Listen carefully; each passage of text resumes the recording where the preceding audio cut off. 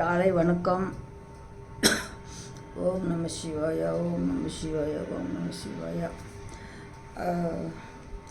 அது ஒரு ஃபார்மாலிட்டின்னு ஒன்றின்னு நினச்சிக்கலாம். அது கேட்குறவங்க விதானத்தை பொறுத்து இருக்குது. நான் எப்படி பேசுகிறேன் நம்ம கடவுளுக்கு தெரியும். நான் எப்படி இருக்கிறேன், யாருக்கு எப்படி கெடுதல் செய்யணும் செய்ய மாட்டேன்னு அப்படிங்கிறது அது அவருக்கு தெரியும். இது ஒருத்தரை சொல்லி காமிக்கிறது நீ போய் அனாதையாக கிடக்கிற, அதனால தான் நீ போய் இப்படி இருக்கிற அப்படின்னா இதெல்லாம் சொல்கிறதுக்கே தகுதி இல்லை யாருக்கும். ஒருத்தரை பற்றி குறை சொல்லி இப்படித்தான் போகணும் அப்படிங்கிறது இல்லை. ஃபஸ்ட்டு ஸ்டார்ட் பண்ணது தான் சூர்யா தான். ஸ்டார்ட் பண்ணது சூர்யா. அந்த கோபத்துக்கு உண்டான காரணமும் நான் கிளியராக அடிக்கடி சொல்லியிருக்கேன், இதுலேயும் சொல்கிறேன் கிளியராக. வேறு ஒன்றுமே கிடையாது. இதில் நான் தனியாக இருக்கிறதுனால அது 2 குழந்தைகளை வச்சுக்கிட்டு அது வேலை செய்ய பிடிக்க கரெக்டாக இருக்கும். ஒன்றும் இல்லை, அதுக்குன்னு சொல்லி போட்டு நான் 7 மணிக்கோ 8 மணிக்கோ அப்படி இல்லை. ஒரு நாளைக்கு 30 டயம் 1000 டயம் அப்படின்னு சொல்லுது. அது ஒரு பழமை பேசுறதுக்கு அது யாருமே காதில் ஏற்றுக்க மாட்டாங்க. அந்த பழமை 3 டயம் இல்லை. கொஞ்சம் ஏதாவது இதுன்னா வேலை இருக்கிற மாதிரி இருந்ததுன்னா பண்ண மாட்டேன். வேலை இருக்குதுமா அப்படிங்கும், சரின்னு விட்டுருவேன். ஒவ்வொரு விஷயம் மட்டும் அதுக்கிட்ட நான் புரிஞ்சுக்கிட்டேன். என்ன அப்படின்னா, தன்னுடைய வேலைக்கு மட்டும்தான் முக்கியத்துவம் கொடுக்கும். இப்போ எங்கிட்ட பேசுனா அதுக்கு டைம் வேஸ்ட் ஆகுது, 1 மணி நேரம் வேஸ்ட் ஆகுது, 10 நிமிஷம் வேஸ்ட் ஆகுது. இந்த கணக்கு தான் போட்டு அது வாழ்ந்துக்கிட்டு இருக்குது. நம்ம என்ன செய்கிறோம், ஒரு இதில் நமக்கு நம்மளை விரும்பி பேசுகிறாங்க. சரி, அவங்கள போய் நம்ம வேண்டாம் வெறுப்பாக பேசணும் அப்படிங்கிறது இல்லை, கிடையாது. ஏதோ 2 வார்த்தை பேசிட்டு அம்மா இந்த மாதிரி வேலை இருக்குது,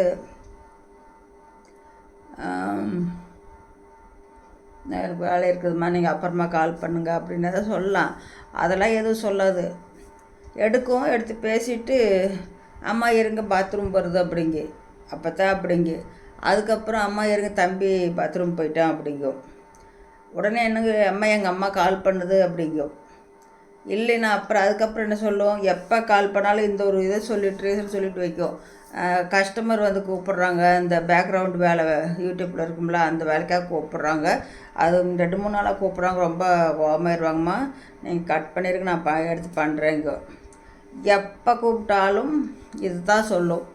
ஆனால் ஒரு டயத்தில் எங்கேயாச்சும் அது யார்கிட்ட பேசுதோ, கஸ்டமர்கிட்ட பேசலாம், இல்லை அவங்க அம்மாட்ட பேசுகிட்டு யார்கிட்ட பேசிகிட்டு இருப்பாங்க. நான் அதுக்கப்புறம் ஃபோன் பண்ண மாட்டேன். அது சரி ஃபோன் பண்ணாங்களே, அது என்னவா இருக்கட்டும், நம்ம மேலே யாரோ எங்கேயோ எங்கேயோ நம்ம மேலே இந்த யூடியூப்பில் பார்த்து தானே பாசம் வச்சாங்க அப்படின்னு சொல்லி நினைக்கலாம். ஒரு செகண்டில் அந்த பேச்சை நம்ம அதுக்கு ஒரு விடை கொடுத்துட்டு போயிருக்கலாம். இல்லை, அது எப்படி கோபம் வந்ததோ என்னம்மா போச்சோ அது எனக்கு தெரியாது. அது கடவுளுக்கு தான் தெரியும். கடவுள் கற்பிப்பார். நான் அதுதான் சொல்கிறேன். நான் நல்லவா அப்படின்னு நான் சொல்லிக்கல. என்கிட்ட பணம் கிடக்குது, நான் அதனால் திமிரு காட்டினா அந்த திமிரும் எனக்கு வேண்டாம். என்னைக்கும் இப்படித்தான் இருக்க போகிறேன். என்னன்னா என் மேலே தப்பு இருந்தால் மன்னிச்சுக்குன்ட்டு சொல்லிட்டு போயிடுவேன். தப்பு இல்லைங்கிற போது நான் சண்டை போடுவேன். யாருக்கிட்டும் போய் எல்லாத்துக்கிட்டும் இப்படி போய் நான் கத்தி சண்டை போடலாம் மாட்டேன். எங்கள் சின்ன பொண்ணு சொல்லிச்சா இல்லையா, உங்களுக்கு அங்கே பொண்ணு முடிக்கிட்டாங்க, யாரும் இல்லை, அந்த பொண்ணை பேச சொல்லு, காமிக்க சொல்லு, இதெல்லாம் எதுக்குங்க? நேற்று கொடுத்த மெசேஜ் போட்டு பெரிய அட்வைஸ் பண்ணியிருக்கீங்க, எதுக்கு உங்களுக்கு அது தேவையில்லை? யார் சொன்னாலும் நான் திருந்தினா மட்டும்தான், நான் வேண்டான்னு ஒதுங்கினா. நீங்கள் இப்படி சொல்ல எனக்கு அதிகமாக தான் கோபம் வரும். சரியா? யார் சொல்ல இந்த வயசில் யாரும் கேட்க மாட்டாங்க. எனக்கு என்னது 60 வயசுன்னு சொன்னாங்க, பார்த்தா அப்படி தெரியவே இல்லை.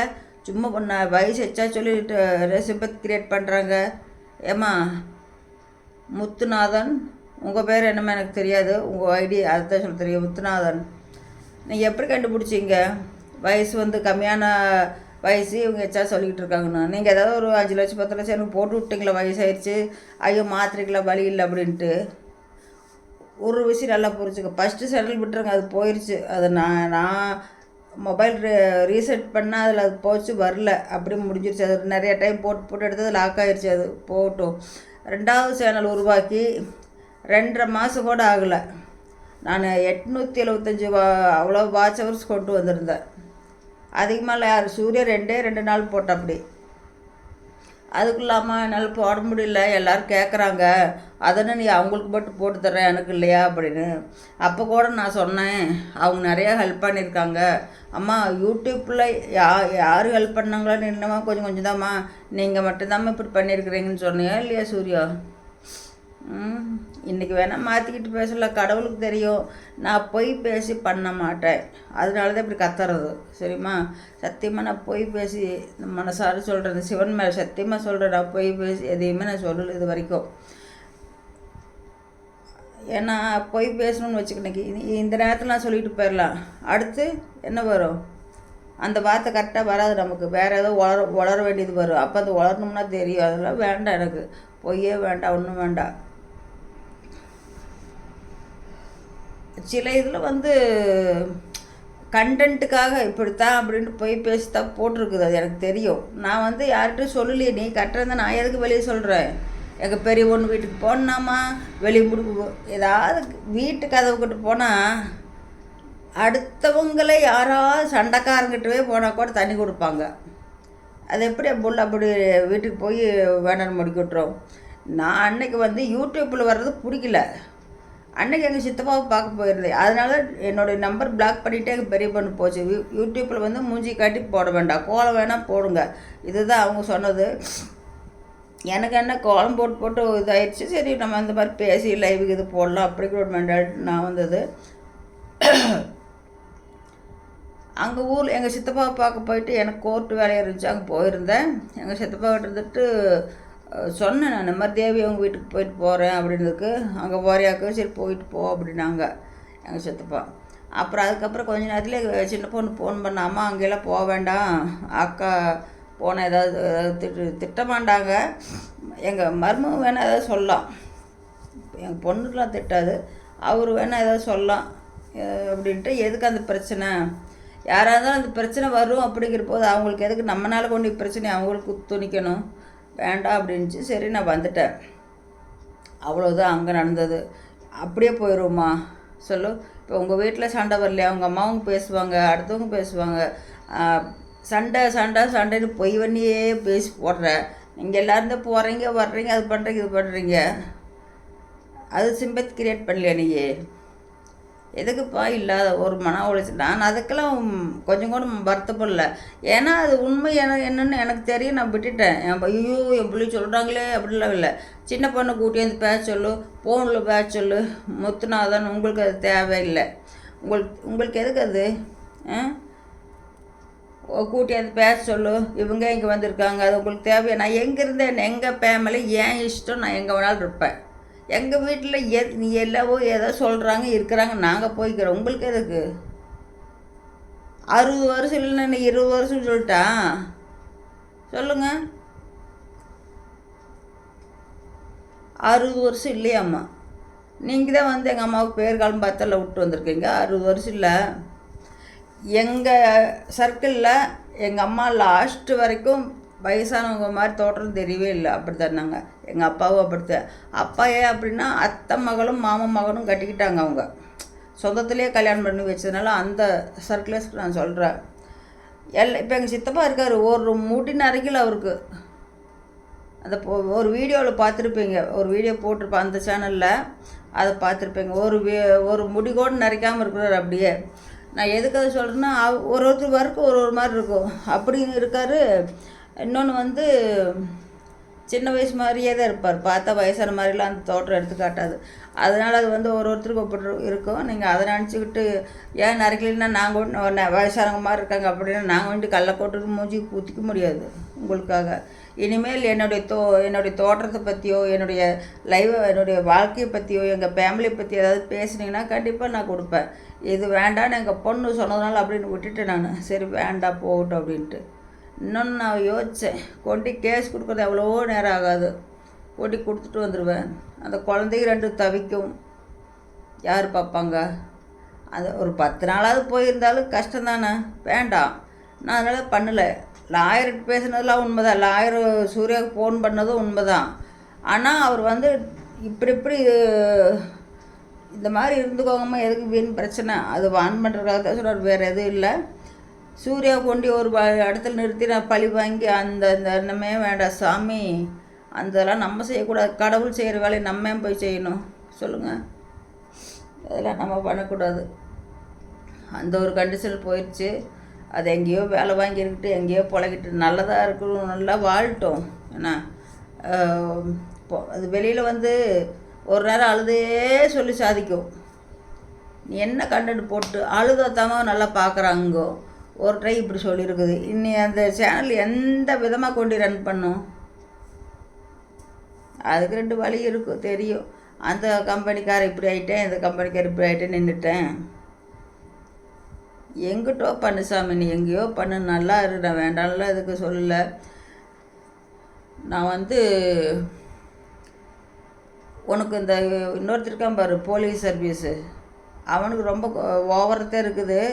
நேற்று கூட விட்டுருக்குறேன். நீ இதுக்கு மேலே என்னுடைய சேனலுக்கு மெசேஜ் இல்லை கமெண்ட்டோ இல்லை வேறு ஏதாவது அவன் சொல்கிறதோ அந்த மாதிரி டைலாக்லாம் வந்ததுன்னு வச்சுக்கோ, கண்டிப்பாக உனக்கு மட்டும் போடுவேன் நான், சரியா? அவங்களும் முத்துநாதன், நீங்கள் 2 பேரும் நேற்று போட்டுட்டு சுனிதா சுரேஷ், அவங்க நேற்று இத்தனை நாளாக வராத ஒரு பொண்ணு இப்போ வந்து என்ன கேட்குறாங்க, ஏம்மா சுனிதா சுரேஷ் இப்போ எதுக்கடா வந்து கேட்குறீங்க நீங்கள்? என்னுடைய சேனலுக்கு வர சொல்லி நான் எதுவும் சொல்லலையே. சூர்யா சர்க்கிள்லேருந்து என்னுடைய சேனலுக்கு யாருமே வராதிங்க, சரியா? நான் வாங்கலாம் சொல்லவே இல்லை. இது வந்து என்னால் முடியும், நான் அச்சீவ் பண்ண முடியும், எனக்கு அது நம்பிக்கை இருக்குது. நான் காசு கொடுத்து இது சொல்லியிருந்தேன். அந்த போலீஸுக்காரன் என்ன சொல்கிறான், நீ 20,000 கொண்டு கொடுத்து வேஸ்ட் பண்ணுறியா? நான் கிலோ அதெல்லாம் ஒரு பையனுக்கு காசு கட்டி போட்டே தரல, அவங்க போடாத நீயா உனக்கு தேவையா? என் காசு என் இஷ்டம், நான் போடுற போகுது, உனக்கு என்ன? எனக்கு போட திறமை இருந்தால் போடுறேன், இல்லைன்னா நான் எப்படி போகணும், நான் பாட்டில் போய்கிட்டு இருப்பேன். நீங்கள் சொல்லி ஒவ்வொன்றும் நான் கேட்கவுங்க அவசியமே கிடையாது. நீங்கள் யார் எனக்கு வந்து சொல்கிறதுக்கு? வெளியில் வந்துட்டு அதிலிருந்து நான் சூர்யா ஒரு டைம் சொன்னா அப்படி, இப்போ என் கூட பேசணும், அதுக்கு தான் அப்படி கத்துறாங்க. அம்மா தாயே அப்படியெல்லாம் கிடையாது, வேண்டாம் அப்படின்னு முடிவு பண்ணிட்டு அதை ஒதுங்கிக்குவேன் நான். என்ன அதுக்கு தான் போராட மாட்டேன். இப்போ 1000 இருந்தாலும் என் பொண்ணுக்கு ஃபோன் பண்ணுறேன், வேலை பார்த்துக்கிட்டு இருக்க, இப்போ ஆஃபீஸ்க்கு போனாலும் சரி வீட்டில் இருந்தாலும் சரி பேசுதில்ல, எத்தனை டைம் பண்ணாலும் எடுத்து பேசுதா இல்லையா? அது ஒரு நாள் கூட அம்மா சும்மா ஃபோன் பண்ணிக்கிட்டே இருக்கிறீங்க எனக்கு வேலை கெடுதுன்னு சொல்லுதா? சொல்லாது. சப்போஸ் இன்றைக்கி அந்த வேலை முடிக்கலைன்னா நாளைக்கு முடிக்கிறா, இல்லைன்னா நைட்டு 10 மணி வரைக்கும் கூட செஞ்சுட்டு முடிச்சுட்டு தான் படுப்பா. அவள் கொள்கை அப்படித்தான், பெண்டிங் வச்சு வேலை செய்கிற வேலை அவ்வளோ இருக்காது. அது மணி 10ஆனாலும் சரி 1ஆனாலும் சரி ஃபுல்லாக முடிச்சு போட்டுதான் படுப்பா. அவளுக்கு கொடுத்துருக்குற டார்கெட்டை அப்படி பண்ணி தான் படுப்பா. நாளைக்கு பண்ணலாம் அப்படின்னு சோம்பேறித்தனத்துக்குலாம் இருக்காது. ஆனால் அத்தனை வேலையும் பார்த்துக்கிட்டு வீடையும் அவ்வளோ நீட்டாக பார்த்துட்டு பையனையும் பார்த்துட்டு எல்லா பையனுக்கும் டியூஷன் சொல்லி கொடுப்பா. இத்தனையும் பார்த்துட்டு பண்ணுறல்ல, நான் வந்து பெருசுன்னு சொல்ல, ஒருத்தரோட மனசு அப்படி, என்ன நம்ம நினச்சிக்கிறது எல்லாமே அப்படி. நீங்கள் யாருமே என்னுடைய சேனலுக்கு இந்த பக்கம் வராதிங்க தயவு செஞ்சு, சரியா? நன்றி, வணக்கம்.